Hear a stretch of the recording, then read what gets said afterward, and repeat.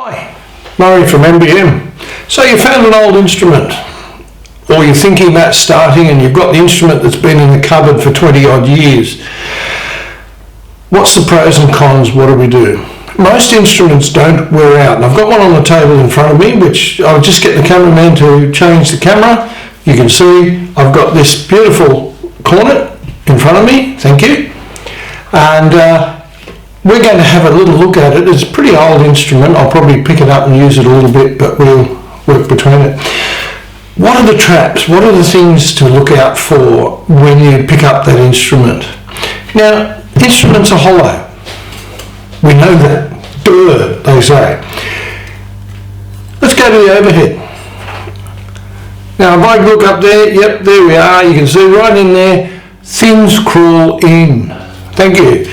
Big first thing, things crawl in. If it's been in the cupboard for years, if it's in a garage sale, you don't know what's in there. So what we need to do is, first of all, clean it. Warm soapy water. A little bit of just normal soft detergent. The Americans use stuff called Dawn. I don't know if we can get it here. I just use normal dishwashing detergent. Rinse the instrument through, pull out each of the slides. Each of the slides come out. If they don't come out, don't force them, but if they do, rinse each one. Where does the gunk there? The biggest thing is here. We might go back to the overhead. Again, the biggest thing is here. Right? Can we see that? I can see that. Yep. Here, the lead pipe. Right? This section just here. That's where, when you're playing, thank you, that's where you're playing, all the crap from your mouth goes and all that sort of stuff. It's also where you get a thing called red rot. Now, red rot is a brass rot. It's, I guess, like rust. And it builds up, and it's the acidic remains of probably a sandwich. It gets in there and it will rot that lead pipe out eventually.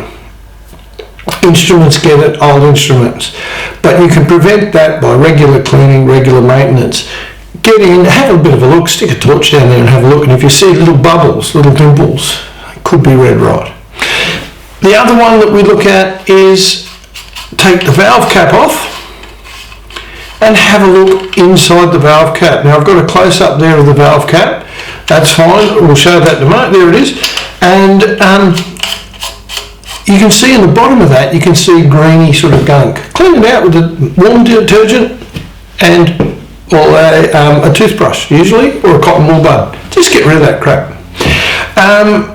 We also find the valves. Okay, in older instruments, be very, very careful about pulling all the valves out at once without looking at them. They may not be numbered. Some instruments no longer have the numbers, or the numbers are obscured or worn off, and you can spend many happy, frustrating hours trying to figure out which valve goes where. So one at a time. What I normally do, if I haven't played an instrument for years and years and years, is I take them out and I wipe that instrument, I wipe that valve with methylated spirits. Takes any old verdigris off, any old valve oil. And the biggest thing though, once you've done that, is to make sure you wash them in that warm soapy water. There is no harm in immersing this whole instrument.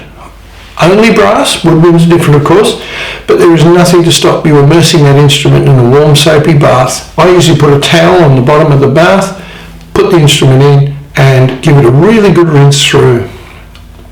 A little bit of trivia, you may find on your instrument a serial number. We'll try it with the overhead again and see. You might be able to see it there. Where my finger is pointing is a serial number. Now, if you Google search the make, which is on the front, right there, and the serial number, you might find out the history of this instrument. It's quite interesting. The other thing that we need to do too, make sure you wash that mouthpiece. Warm soapy water. Brush it through. Get a mouthpiece kit, or at the least use a pipe cleaner. But remember, that's the bit that goes on your mouth. And I would do that before I even test blew the instrument. You know, because you just simply don't know what's inside. And there are cases of bacteria growing in instruments, particularly instruments that have been in moist environments, that can be detrimental to your health because you're breathing back the spores of bacteria. So just really be careful when you're picking up that instrument. It will work, a little bit of TLC, and suddenly you'll have a nice playable horn that you can enjoy. See you next time.